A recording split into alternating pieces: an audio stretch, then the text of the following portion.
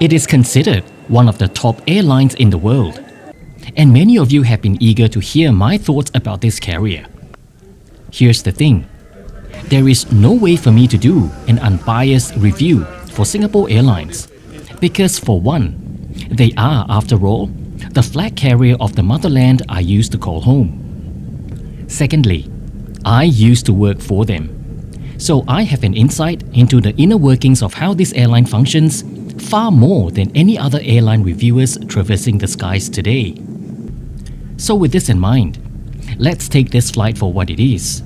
A 6.5-hour journey in economy class between my adopted hometown of Adelaide in South Australia to the motherland I left behind, the sunny tropical metropolis of Singapore. Along the way, let's enjoy the in-flight service even other airlines talk about and see whether in 2025 there's still a great way to fly. I feel it looks a little bit. Step 1, wake up early, gonna rise with the sun. Step 2, get some good, some food in you. Step 3, think real hard about what you wanna be. Step 4, everybody just do your thing. Wake up, today's gonna be a good day. Wake up, today's gonna be a good day. Wake up, today's gonna be a good day. Wake up, today's gonna be a good day. Wake up, today's gonna be a good day. And good morning guys, welcome back to my video. It's been a while since I've actually done an opening with Adelaide International Airport behind me. That's because today I am departing on an international flight from my home airport to Singapore with Singapore Airlines. So come along with me and let's see what the experience is like on one of the world's top airlines. Let's do this. Everybody just do your thing. If you're new to my channel, my name's Brian. Born and bred in Singapore, I now call Australia home, and I create heaps of travel content. So, the tribe has officially spoken. What you want is what you'd get. Therefore, the main focus of this travel series will be on airlines and their alliances. In fact, I cover all three of them: Star Alliance, One World, and SkyTeam. These sectors will be spread out amongst 3 classes, 8 airlines, 10 flights, spread out over 10 days covering 4 countries and 1 territory. For those who still like to watch me eat, I do a bit of that in Singapore and Hong Kong. These videos will be linked in the description below in chronological order, as and when they're published. If you'd like to make a direct impact into the growth of my channel, give me a like and share this video with a friend. Even better, hit subscribe and the bell icon so you won't miss what's coming up. So here's a heartfelt thanks from down under.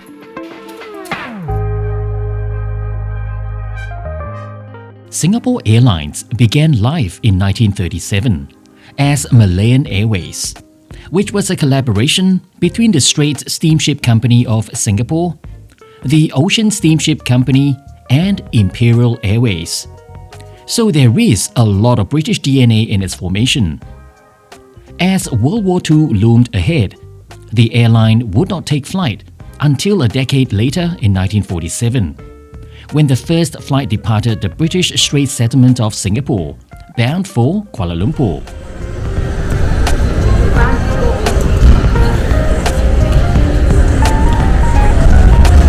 Alright, check-in done. That was my first time using a self-check-in here at Adelaide International Airport, so it was so easy. So I have window seat 45A on this Dreamliner to Singapore. So yeah, I'm eager to get this experience on Singapore Airlines started. Adelaide Airport received her first international service from British Airways in 1982.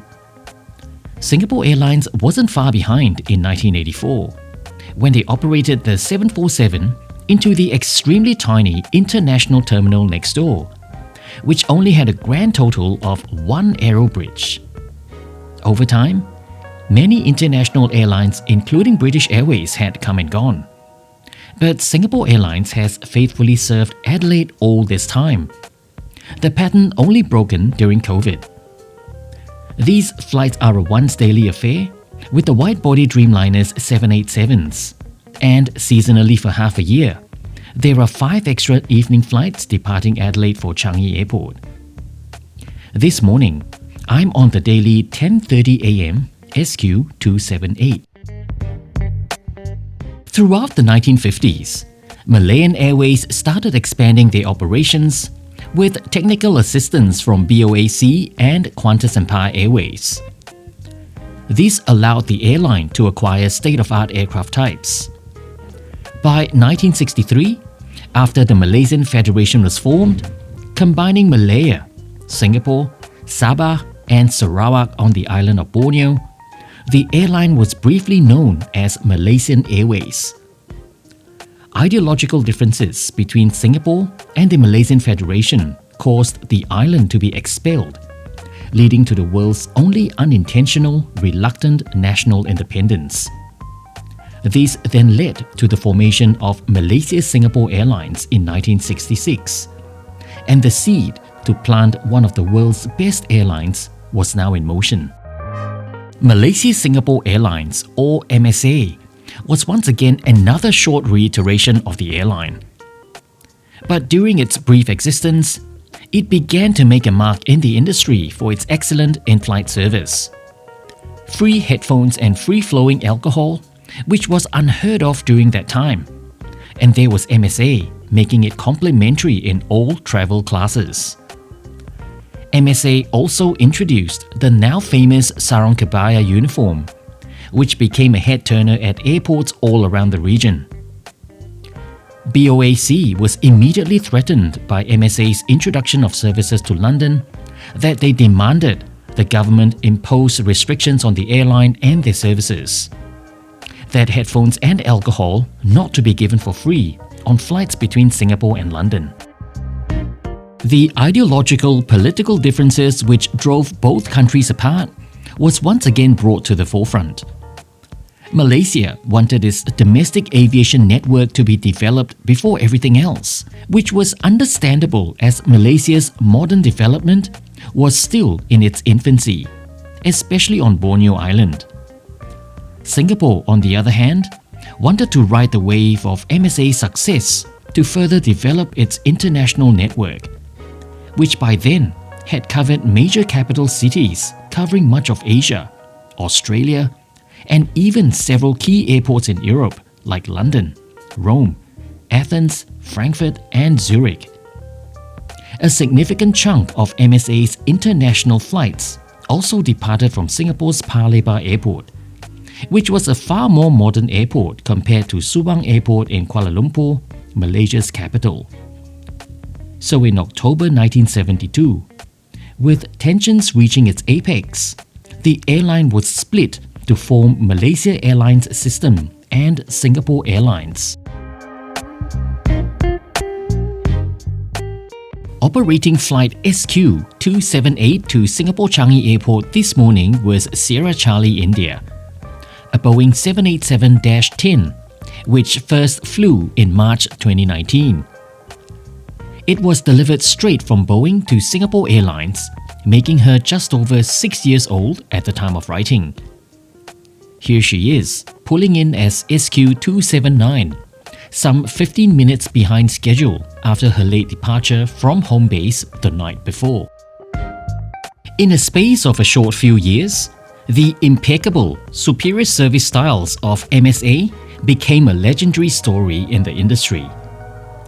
As the new airlines were being formed, both sides were eager to somehow maintain the initials of MSA in their respective sides. With the Malaysians, it became Malaysian Airlines System, or MAS. Those initials spell the word gold in Bahasa Melayu, the official language of Malaysia. Singapore, on the other hand, wanted to name their new airline Mercury Singapore Airlines, which would allow them to retain the initials of MSA. Thankfully, logic prevailed, and the simple but logical name of Singapore Airlines was picked, which gave birth to the initials SIA and the airline code of SQ, which stands for Superior Quality. Just like the country in 1965, Singapore Airlines now found itself reluctantly independent. With no domestic flights to speak of, the split saw them take over the international long-haul fleet of MSA's 707s and most of the 737s. The airline also embarked on an emphasis on airline branding never before seen in the industry. It created the Singapore Girl, a mascot which has become an integrated visual trademark and an anchor for the airline's branding, which is still used today. One of the highlights on this morning's service to Changi Airport was the welcome at the door. The red kabaya is the chief flight stewardess, and together with a colleague on the opposite side, they enthusiastically ushered us on board. A quick glance at my boarding pass, the male flight attendant even greeted me by name. Little details go a long way. The 787-10s in Singapore Airlines are designated in their regional configuration, which includes 36 business class seats in the Stellar Aerospace Symphony Shell seats. And back in economy, there are 301 seats utilizing the Recaro CL3710 seats. This flight looks pretty full, so let's get settled pronto. The hardware of SQ's economy class is as good as it gets in the industry. The 11.6 inches screen is high definition and sensitive to touch. The content within is plentiful, with movies like The Substance. Naturally, the nude scenes have been cut. Charging ports, headphone jacks, cup holders, and little storage nooks are ergonomically positioned in front. Seat pockets have various pouches to sort out your personal items. The tray table is bifold, which is awesome. Placed in the seat on this longish flight is a fluffy pillow and blanket, and that amazing seat pitch of 32 inches. The headrest is 6-way adjustable and recline very generous. Unfortunately, SQ has decided not to install individual air vents, which would lead to an extremely stuffy flight later into our journey. With SQ now free to expand their international ambitions as they wished without MSA, the network expansion happened almost overnight with the arrival of the airline's first two Boeing 747-200s in the summer of 1973. Imagine this: a tiny island, a developing nation with a population size of just 2.1 million people. Where were the passengers going to come from? Therefore, the airline now focused on bringing regional international traffic into Singapore and then channeling them into long-haul flights to Europe and vice versa. And the beginnings of being a sixth freedom carrier, utilizing Singapore as a transit hub at Paya Lebar Airport, began to take shape. Unless you go to the States, it's so my missus from the States, so it's like 1.6. Yeah, it's horrible, man. Horrible. Everything just seems like fortunes when you go there. I did it for a while. If we just text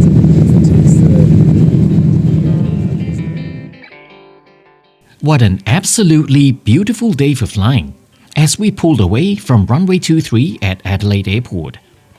The flight would then continue over the state of South Australia, where lunch would be served.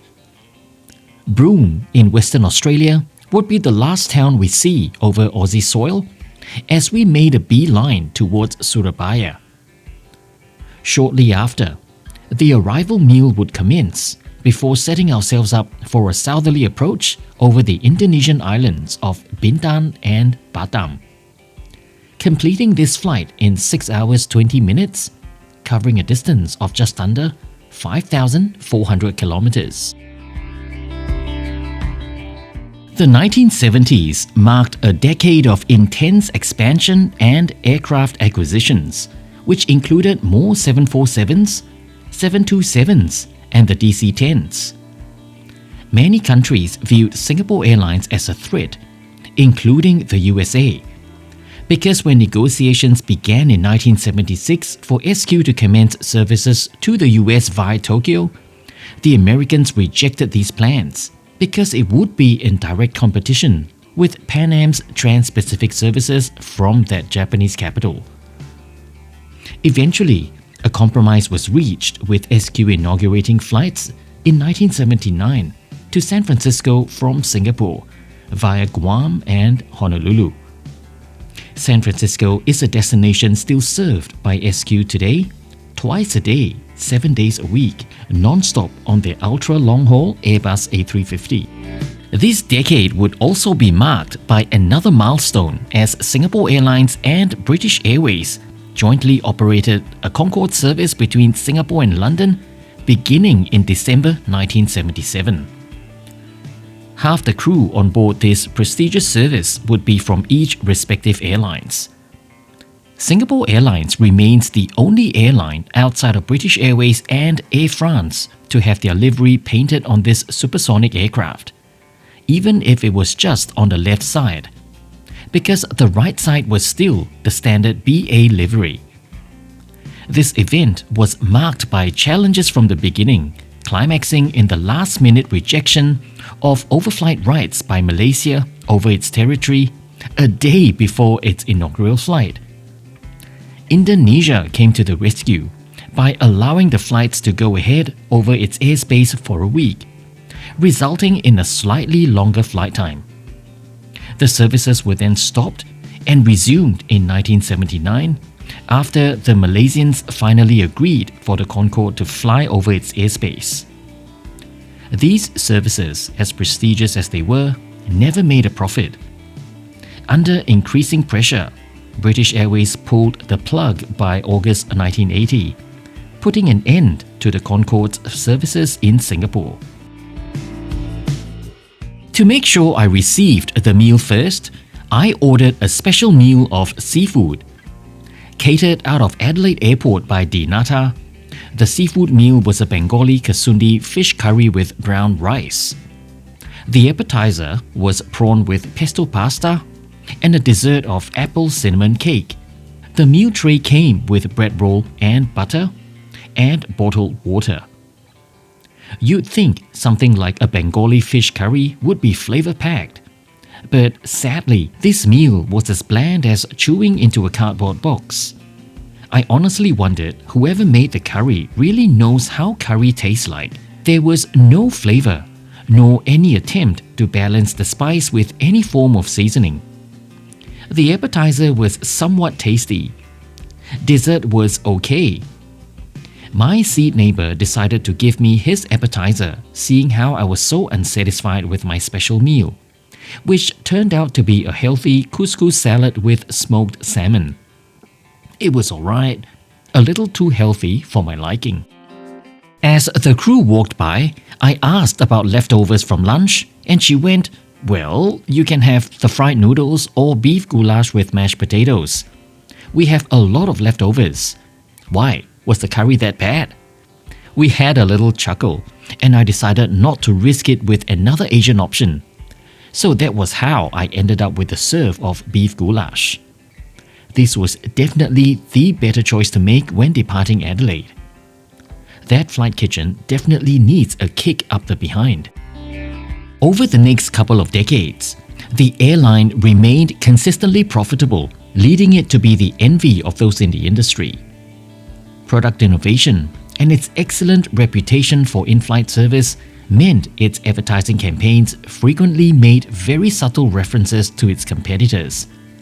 By inferring, passengers who flew on SQ flights could enjoy in-flight service even other airlines talk about. Countries who were traditionally protective of their own flag carriers began to prevent SQ's expansion into their airports, like Canada, who continue to prod along with their substandard Air Canada, or Australia's rejection of SQ's request for Fifth Freedom flights beyond Sydney to the west coast of the USA. Singapore thought it was only fair because Qantas was given the freedom to fly anywhere from Changi Airport, so SQ should be given reciprocal rights from Australia. but Qantas successfully lobbied Canberra to deny SQ any additional Fifth Freedom rights from Australia. This battle occasionally continues till this day. In April 2000, Singapore Airlines became a member of Star Alliance, currently the world's largest airline alliance network with 25 member airlines serving more than 1,300 airports in 195 countries. That decade was also marked by numerous historical events because SQ became the launch customer for the Airbus A340-500 aircraft type, specifically configured for ultra-long-haul flights. This allowed the airline to begin non-stop flights from Singapore to the US, bypassing bilateral restrictions at transit airports. SQ also became the launch customer for the Airbus A380 aircraft, inaugurating flights between Singapore and Sydney in 2007. By the time we were cruising over the Indonesian island of Java, it was time for the second meal service. By now, I was convinced that the in-flight kitchen at Adelaide Airport really needs an overhaul. Heck, it needs to be blown up to bits and built from the ground up again. Because whoever approved these meals needs to be crucified. I have no idea what this puff is supposed to be, although the sticker did say special seafood meal. There was no seafood in there, let alone anything tasty. The general refreshment for other passengers included a choice of a vegetable pie or chicken sandwich. The crew must have saw my face after receiving the so-called seafood pie and decided to put me out of my misery and gave me a chicken sandwich. Here you go. I know you're still hungry. The sandwich was somewhat passable. I gotta say, meals on this flight were pretty disastrous. And this is my segue into the disastrous genre of an airline who was otherwise riding high in the aviation world. On the 31st of October 2000, Sierra Papa Kilo, a Boeing 747-400 carrying the special livery, nicknamed the Rainbow Tropical Megatop, taxied for departure at Taipei Taoyuan Airport, bound for Los Angeles. As visibility was extremely poor due to an approaching typhoon, the stress of trying to depart before the impending storm, the crew lost situation awareness and lined up on the wrong parallel runway, which was closed. During its takeoff run, the aircraft plowed into construction equipment and burst into flames. Out of the 179 occupants, 83 of them lost their lives. That tragic event marked several turning points in the airline. From then on, special liveries were no longer an event. In fact, they've all been very muted. Even as a Star Alliance member, SQ's obligations to paint their aircraft in the Alliance's colours were markedly different from other members, taking a blander approach. The female crew no longer wore slippers during takeoff and landing. They would instead be wearing slip-on shoes to prevent their footwear from flying away during a crash. During my time living in Singapore and dealing with SQ almost on the regular basis, overseas stations where SQ flew to had a dedicated station manager. And these individuals would be responsible for everything, from making sure air traffic slots were favorable to how the branding of the airline was represented on the ground and everything else in between, which includes passenger issues, visa problems for departing passengers, to the quality of the in-flight meals. I knew of an SQ station manager at Manchester Airport, unsatisfied with how that kitchen made Asian stir-fry, actually walked into the facility, took the chef by the hand, and showed him how to properly make an Asian stir-fry. I remember his words till today. A stir-fry is not a stew. And these managers know to be on their toes, because the airline sent out mystery shoppers randomly to these overseas stations to make sure standards were met. And these airports acknowledge that Singapore Airlines is an extremely demanding customer, extremely difficult to please. And with this, I'm hoping the manager at Adelaide Airport gets the catering sorted before the mystery shoppers turn up. All airlines have their good and bad points. With all that's said and done, I've seen firsthand the amount of effort which is put into preserving the SQ brand integrity. Which is why this airline is consistent to the point some feel their cabin crew are robotic and lack warmth. Because the gentle service culture isn't naturally Singaporean. Because Singapore in itself is a nation of migrants. So the cookie cutter factory of churning out Singapore girls from the airline academy is a very brutal process. And that's a story for another day. The training attrition rate is so high, only the top percentile make it through into their kebaya to fly the skies. So yes, the new graduates might be robotic, but rest assured, these are the best who made it through the ringer and have come out the other end. And over the progression of time, will naturally mold into their interpretation of what being a Singapore girl is all about. Sexist as it might seem to the Western eyes, like it or not, the Singapore girl is a mascot which is glued to the airline's identity. And with this, I conclude my not so much a review, but an insight into Singapore Airlines. And let's join live Ryan as he meanders his way into the motherland he used to call home.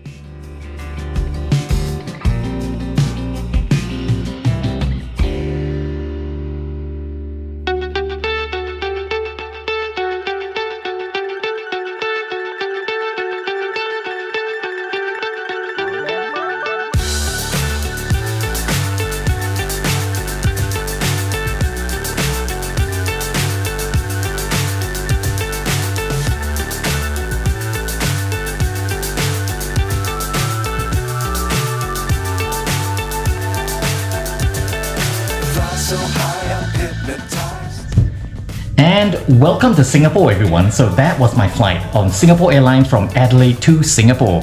It was pretty quick. We landed at 2:30. It is now just after 3:30 and I'm already in my hotel room. Very quick transit through the airport onto the train and to the hotel. So yeah, that was my flight with Singapore Airlines. I think the catering at Adelaide Airport really let the airline down on this one. But otherwise, everything about the flight was pretty much on point. So do you agree with my comments about Singapore Airlines? So let me know in the comments section below what do you think, because I'm pretty eager to hear from you. So I chuck details of my Instagram on your screen right now. So hit me up there, chuck me a follow so you can come along with me on my travels in real time. Of course, more importantly, do not forget to hit subscribe and the bell notification icon, and I'll see you for the next video. Bye!